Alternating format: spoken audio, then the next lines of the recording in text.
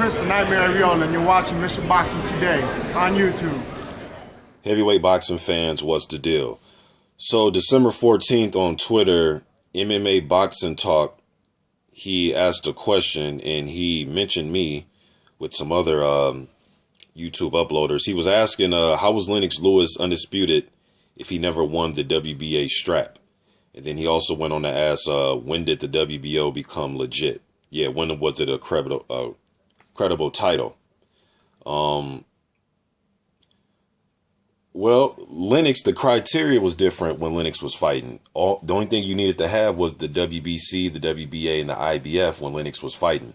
In 2007, the WBO was recognized by the other three sanctioning bodies, so the WBO became a legit title in 2007. So then the criteria changed to be undisputed. You needed all 4 belts instead of just 3 belts. So, you know, the criteria was just different before 2007. So guys like Lennox and Riddick Bowe and Holyfield and Tyson, Douglas, they just needed to hold 3 titles. Just like when Leon Spinks, when he had defeated Ali, he was the undisputed champion. The criteria was different then. The only thing you needed was the WBC and the WBA. So Ali and Frazier and Foreman, all those guys just needed to hold that title. And then before that, the criteria was different, where you needed the New York State Athletic Commission title, then you needed the WBC and the WBA.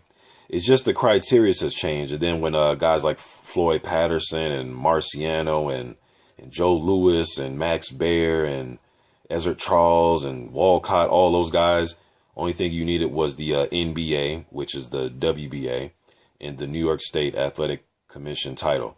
So it's just the criterias have changed, man. From 1920 to 1963, you just needed the New York State Athletic Commission and the NBA, which got changed to the WBA. And then from a time period in 1963 to 83, you just needed the WBA and the WBA simultaneously, and you were considered undisputed. And then the time period in 1983 up until 2007, you just needed the 3, the WBA, the WBC, and the IBF. And then now 2007 up until now, you need all 4, because the WBO is now recognized by the other sanctioning bodies.